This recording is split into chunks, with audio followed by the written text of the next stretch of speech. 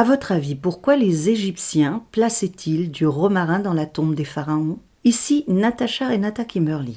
Aujourd'hui, je vais vous parler des bienfaits et de la symbolique du romarin, de son nom latin Salvia rosmarinus, une plante qui pousse à l'état sauvage sur le pourtour de la Méditerranée dont elle est originaire.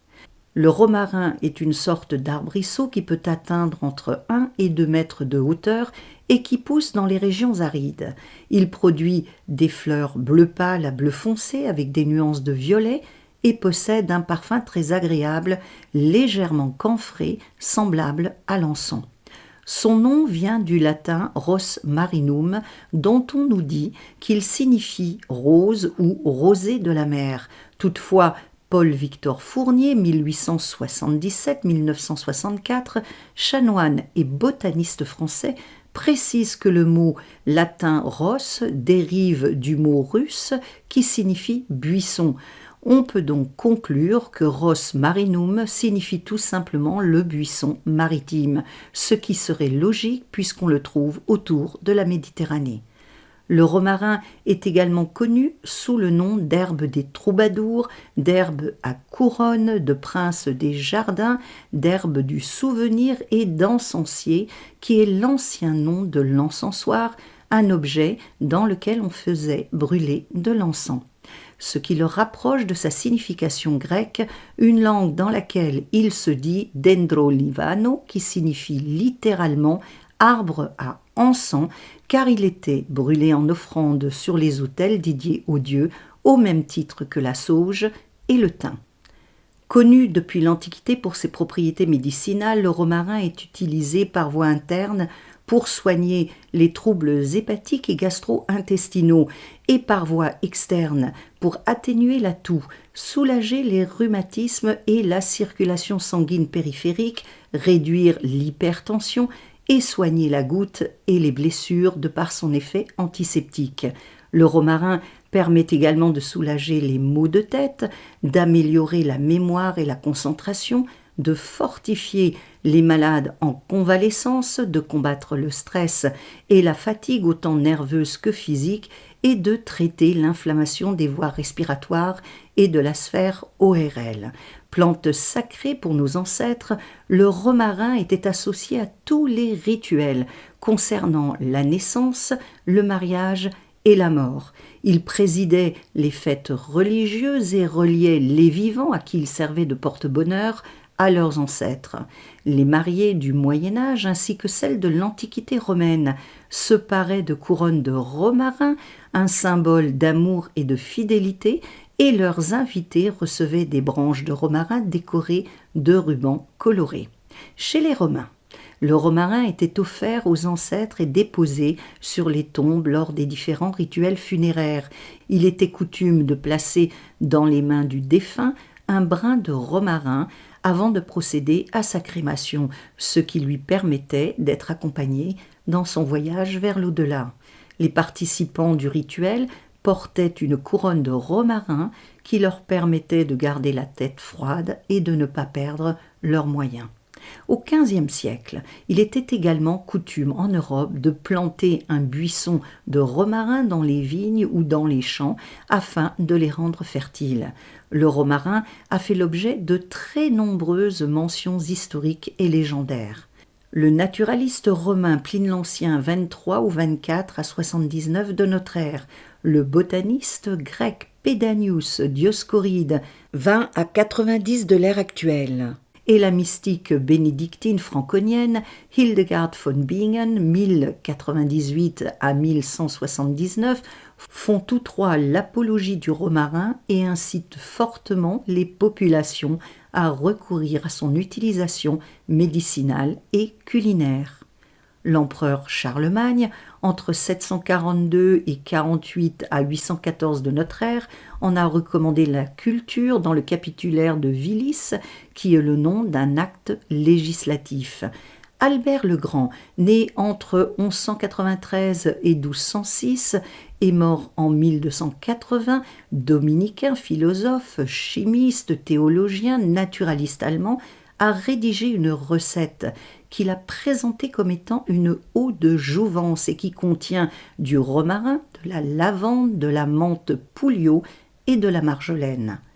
Paracels, 1493-1541, médecin, naturaliste, théologien et philosophe suisse, en a fait l'un des ingrédients principaux de l'opo-del-doc, un baume qui lui permettait de soulager les douleurs articulaires et rhumatismales de ses patients. Le romarin entre également dans la composition du vinaigre des 4 voleurs, un remède qui a permis à des brigands qui détroussaient les cadavres pendant une épidémie de peste entre le XIVe et le XVIIIe siècle, la date n'est pas vraiment certaine, de pouvoir continuer leurs méfaits en toute tranquillité sans être condamnés. Ce breuvage a été inscrit comme un antiseptique dans la pharmacopée de 1748. Il est constitué de vinaigre de vin ou de cidre dans lequel infusent des plantes et des épices, notamment du romarin, de l'armoise absinthium, de l'amande, de la rue des jardins, de la lavande, de la cannelle, des clous de girofle, de la noix de muscade, du jonc odorant et du camphre. D'un point de vue symbolique, le romarin est en lien avec la mémoire, le souvenir, l'amitié, la jeunesse, l'amour et la fidélité. Le grand William Shakespeare, dramaturge et poète anglais, 1564-1616, célèbre le romarin dans Hamlet, acte 4, scène 5, lorsqu'il fait dire à Ophélie s'adressant à Laërte « Voici du romarin, c'est comme souvenir, de grâce, amour, souvenez-vous, et voici des pensées en guise de pensée. » Dans les arts magiques, le romarin qui était utilisé pour l'exorcisme, la purification et la guérison était considéré comme étant masculin et se trouve associé à l'astre solaire et au feu.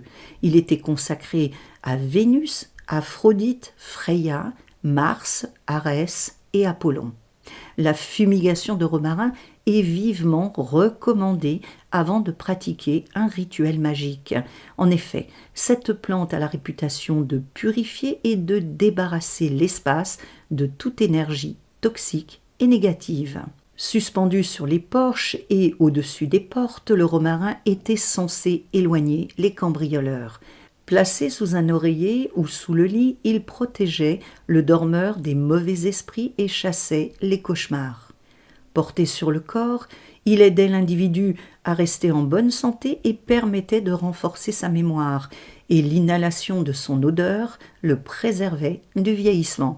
Les poupées employées dans les rituels de guérison étaient généralement rembourrées de romarin, ce qui attirait sur le malade les meilleurs augures pour son rétablissement. Il était également coutume de brûler dans la chambre d'une personne souffrante du romarin mêlé à des baies de genévrier pour hâter sa guérison. Le romarin était aussi utilisé dans les régions méditerranéennes pour entrer en contact avec les membres du petit peuple afin de se gagner leur faveur. Durant l'Antiquité, les étudiants grecs plaçaient des brins de romarin dans leurs cheveux afin de stimuler leur mémoire avant leurs examens et de pouvoir se souvenir des leçons qu'ils avaient eues. Les Égyptiens utilisaient le romarin dans les processus d'embaumement. Ils plaçaient aussi des branches de romarin dans les tombeaux des pharaons pour leur permettre de passer sans encombre le test de la pesée des âmes, lors duquel ils devaient justifier les pensées, les paroles et les actes qu'ils avaient eus de leur vivant. Les Romains plaçaient le romarin dans les tombes afin de préserver les corps des défunts de la décomposition et de leur garantir la paix dans l'au-delà. Ils ornaient aussi de romarin les têtes des divinités liées aux maisons et aux lieux appelés l'art, afin qu'ils continuent de les protéger efficacement. Le poète latin Horace, 65 à 8 avant notre ère, aimait à dire « Si tu veux gagner l'estime des dieux, porte-leur des couronnes de romarin ». Le christianisme s'est également entiché de cette plante. Il existe une légende sur la Vierge Marie qui, lors de sa fuite en Égypte, aurait étendu son voile sur un buisson de romarin près duquel elle se reposait. Cette plante qui, à l'origine, selon la légende, donnait des fleurs blanches, s'est mise, à cette occasion, à produire des fleurs de couleur bleue, la couleur mariale par excellence, ce qui lui a valu également le nom de rosée de Marie. Lors de l'épidémie de peste noire qui a eu lieu au Moyen-Âge, entre 1348 et 1352, le romarin était utilisé pour la purification de l'air. Les gens portaient des sachets de romarin autour du cou et inhalaient son odeur lorsqu'ils traversaient des espaces touchés par l'épidémie. La reine Élisabeth de Hongrie, 1305-1380, a rendu le romarin célèbre car il était l'ingrédient principal d'un élixir nommé l'eau de la reine de Hongrie, qui est une distillation de fleurs de romarin fermentée avec du miel. La reine pensait que cet élixir lui avait été donné par un ange. Cette eau a soulagé de nombreuses personnes bien après la disparition de cette reine, dont Louis XIV, 1638-1715, qui souffrait de rhumatisme, ou encore Madame de Sévigné, 1626, 1695 ou 96, qui en vantait les vertus auprès de sa fille Madame de Grignan et ne se promenait jamais sans son flacon d'eau de la reine. Elle aimait à dire « Je m'en enivre tous les jours, j'en ai toujours dans ma poche, je la trouve excellente contre la tristesse. » Appelez le romarin dans votre vie et voyager avec lui vous permettra de réchauffer votre cœur qui s'est endurci, de dépasser vos blessures les plus profondes et d'apaiser les émotions qui y sont liées, de vous enraciner dans la réalité, de renforcer vos capacités d'apprentissage et de travailler sur votre verticalité afin de mieux pouvoir vous connecter aux mondes invisibles et à celui des rêves. Si vous souhaitez vous ouvrir à d'autres réalités et à d'autres dimensions, tout en renforçant votre structure naturelle, en fortifiant votre conscience et en maintenant votre axe personnel, le romarin est la plante qu'il vous faut et que vous pouvez solliciter car il vous permettra de vous désencombrer l'esprit et de reprendre la juste direction de votre vie. Je vous propose de visionner une autre vidéo que j'ai faite et qui porte sur la rose, une fleur à laquelle vous pouvez faire appel en cas de chagrin et de cœur brisé. Le lien s'affiche maintenant. Rêvons et voyageons ensemble.